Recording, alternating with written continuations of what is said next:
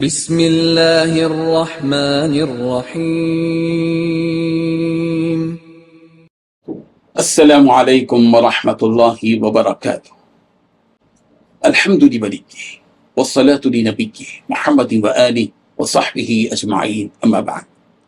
حاضرین و ناظرین، یہ درس نمبر 40 ہے، 40، اور آج کے درس کا عنوان ہے ثواب کی نیت سے خرچ کرنے پر اجر۔ حدیث سماعت کیجیے، ترجمے کے بعد تشریح کی جائے گی۔ بسم اللہ الرحمن الرحیم۔ عن سعد بن ابی وقاص رضی اللہ عنہ انه اخبر ان رسول اللہ صلی اللہ علیہ وسلم قال انك لن تنفق نفقة تبتغي بها وجه الله الا اجرت عليها حتى ما تجعل في في امرأتك، رواہ البخاری۔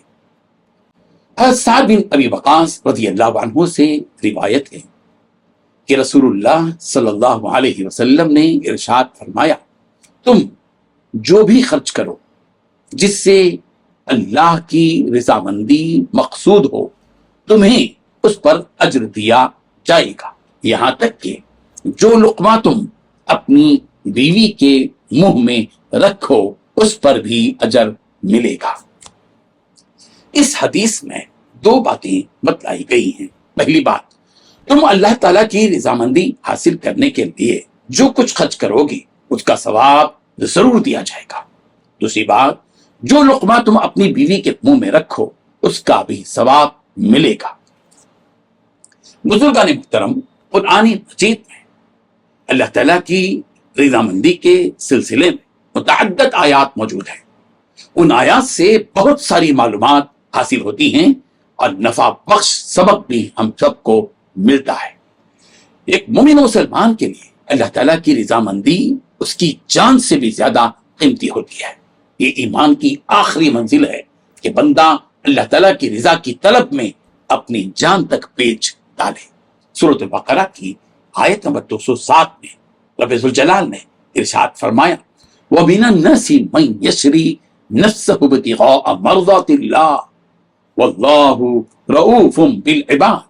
لوگوں میں سے بعض وہ ہیں جو اللہ کی رضامندی تلاش کرنے کے لیے اپنی جان بیچ دیتے ہیں، اور اللہ ان بندوں پر بے حد نرمی کرنے والا ہے۔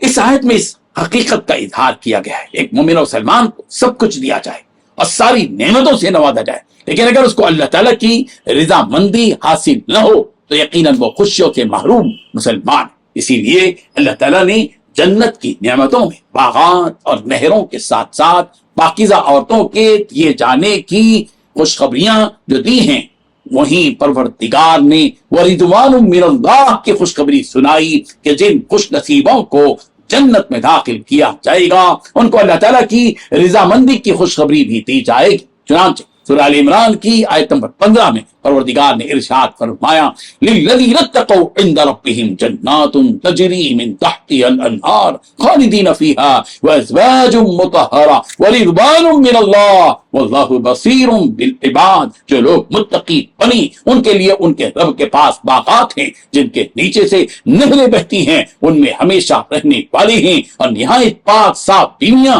اور اللہ کی جانب سے عظیم خوشنودی کا پیغام، اور اللہ بندوں کو خوب دیکھنے والا ہے۔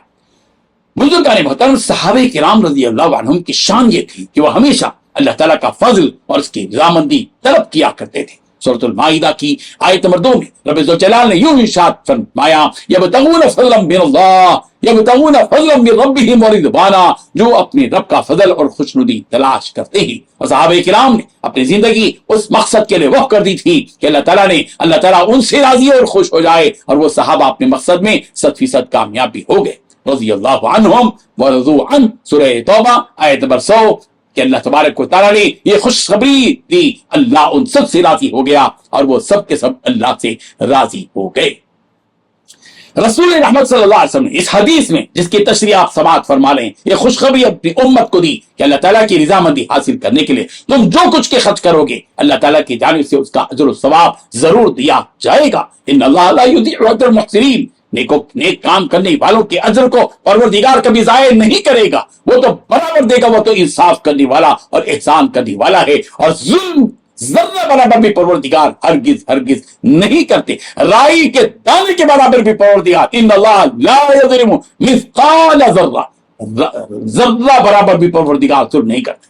ہم جب بھی اللہ کی راہ میں چھوٹی چیز یا بڑی چیز، چھوٹی رقم یا بڑی رقم خرچ کریں، سب کے سامنے خرچ کریں یا چھپ کر خرچ کریں، کسی مسجد کی تعمیر کے لیے خرچ کریں یا کسی مدرسے کے طلباء کی ضروریات کی تکمیل کے لیے اپنا مال خرچ کریں، کسی محتاج اور ضرورت مند پر اپنا مال خرچ کریں یا کسی پریشان حال مسافر کو کچھ دیں، دین کے کسی کام پر اپنا پیسہ خرچ کریں یا مخلوق خدا کی امداد کے لیے اپنا پیسہ دیں، ہر حال بھی ایک بنیادی بات ذہن میں رکھیں کہ ہمارا یہ سب کچھ خرچ کرنا اس مقصد کے لیے ہے کہ ہمارا پروردگار ہم سے راضی اور خوش ہو جائے.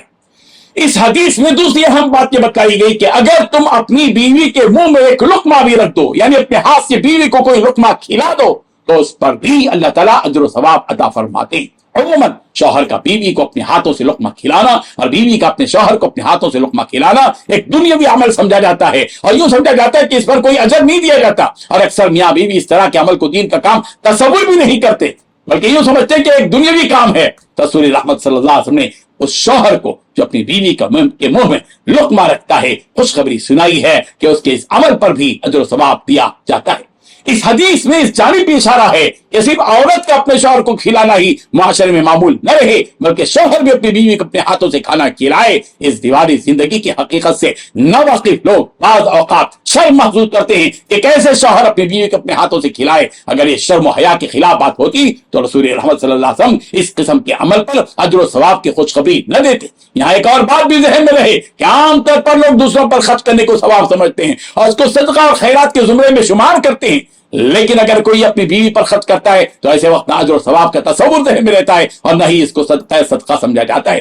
بخاری کتاب الایمان میں یہ حدیث حضرت ابو مسعود رضی اللہ عنہ سے روایت کی گئی ہے کہ رسول رحمت صلی اللہ علیہ وسلم نے ارشاد فرمایا اذا انفق الرجل على اهله يحتسبها فهو له صدقہ، جب کوئی شخص اپنی بیوی پر ثواب سمجھ کر خرچ کرے تو وہ اس کے حق میں صدقے کا حکم رکھتا ہے. یعنی شوہر کا اپنی بیوی پر خرچ کرنا بھی صدقہ ہے، یعنی اس عمل پر بھی اس کو اجر و ثواب دیا جاتا ہے. اللہ تبارک و تعالیٰ ان حدیث کو سمجھنے کی توفیق عطا فرمائے. آمین. وآخر دعوانا ان الحمد للہ رب العالمین.